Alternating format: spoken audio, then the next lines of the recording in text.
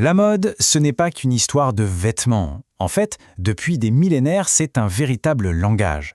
Et il y a 400-500 ans, en Mésopotamie, ce langage était particulièrement puissant. Une parure, c'était bien plus qu'un simple accessoire. Non, c'était une déclaration de pouvoir, un symbole presque divin, et le résultat d'un commerce international incroyablement complexe. Alors bienvenue dans ce qui était en quelque sorte la toute première haute couture de l'histoire. Alors tout commence par une découverte absolument incroyable, une de celles qui change notre vision du passé. On est en Sumer, il y a plus de 4500 ans, et des archéologues mettent au jour la tombe de la reine Pouabi. Et là, c'est la stupéfaction. À l'intérieur, un faste inimaginable. Un véritable déluge d'or, de lapis-lazuli, d'un bleu intense, de cornaline étincelante. C'est simple, ces trésors avaient une valeur qui dépassait de loin, mais alors de très loin, leur simple poids en métal. Et c'est là que ça devient vraiment fascinant, parce qu'il y a un énorme paradoxe. La Mésopotamie, cette fameuse plaine entre le Tigre et l'Euphrate, c'était une terre incroyablement fertile. Un grenier à blé, oui, mais un véritable désert minéral. Absolument pas d'or, pas de pierres précieuses, pas de bois de qualité. Rien de tout ça. Alors la question est évidente. Comment la reine Pouabi a-t-elle pu amasser une telle fortune ? Eh bien la réponse est au cœur d'un système économique d'une ingéniosité absolument remarquable. Ok, alors pour bien comprendre, penchons-nous d'abord sur ce fameux trésor. C'est vraiment le point de départ de toute notre histoire. Imaginez un peu, une coiffe faite de fleurs délicates, entièrement feuilles d'or, de lourdes, très lourdes boucles dorées en or massif, des colliers, des parures qui couvrent toute la poitrine, des bagues à chaque doigt. Cette opulence, ce n'est pas juste pour faire joli, non, c'est une véritable démonstration de richesse, bien sûr, mais c'est surtout une affirmation politique. C'est un message très clair sur le pouvoir et le prestige de l'élite qui dirigeait les cités-états de Sumer. Mais voilà, pour fabriquer toutes ces merveilles, il y avait un obstacle, et pas des moindres, la géographie elle-même. Ici, on voit très bien le problème. D'un côté, ce que la Mésopotamie avait en abondance, de l'argile, des roseaux, une agriculture super productive, bref, de quoi vivre et construire des cités. Mais de l'autre côté, tout ce qui manquait, les métaux, les pierres précieuses, le bois de qualité, le grand vide. Donc, pour tout ce qui était luxe, il n'y avait pas le choix, il fallait aller le chercher ailleurs. Alors, que faire quand on n'a pas de mine d'or ? Eh bien, les Mésopotamiens ont misé sur une ressource bien plus précieuse finalement, leur propre ingéniosité. Ils ont mis en place une société incroyablement organisée, capable de produire non seulement des surplus agricoles, mais aussi des biens artisanaux d'une qualité exceptionnelle. En fait, leur vrai trésor, c'était ça, leur savoir-faire et leur organisation sociale. Et attention, le point clé, c'est qu'ils n'ont pas juste échangé du blé contre de l'or, c'était bien plus malin que ça. Ils ont développé de véritables industries, notamment dans le textile, qui était réputé dans tout le monde antique.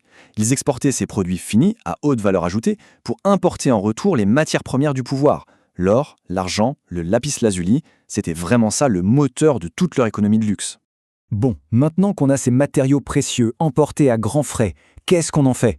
On ne les laisse pas dormir dans un coffre, bien sûr. Non. On les transforme. Ils deviennent les mots d'un langage visuel très sophistiqué, celui de la mode, qui est en fait le langage du pouvoir. Et il ne faut pas croire que la mode était figée, Pas du tout. Elle a énormément évolué au fil des siècles. On passe des jupes à mèches des Sumériens, aux robes élégamment drapées des Akkadiens, puis aux tuniques à pompons très reconnaissables des Assyriens.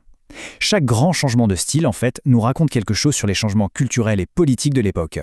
Et pour l'élite, évidemment, le vêtement c'était tout sauf basique. Chaque pièce était une véritable œuvre d'art. Imaginez des broderies complexes, des incrustations de perles, des appliques en fil d'or. C'était littéralement comme porter sa richesse et son rang social sur soi. Chaque détail comptait. Il y avait même une hiérarchie très stricte des matériaux. Tout en haut, l'or, le symbole absolu réservé aux dieux et aux rois. Juste en dessous, l'argent, utilisé pour les objets de luxe et qui servait aussi de monnaie. Et puis, pour les autres, il y avait des alternatives très astucieuses, comme la faïence. C'est une sorte de céramique émaillée qui pouvait imiter des pierres plus précieuses. Une façon intelligente d'afficher son statut, mais à un coût plus accessible.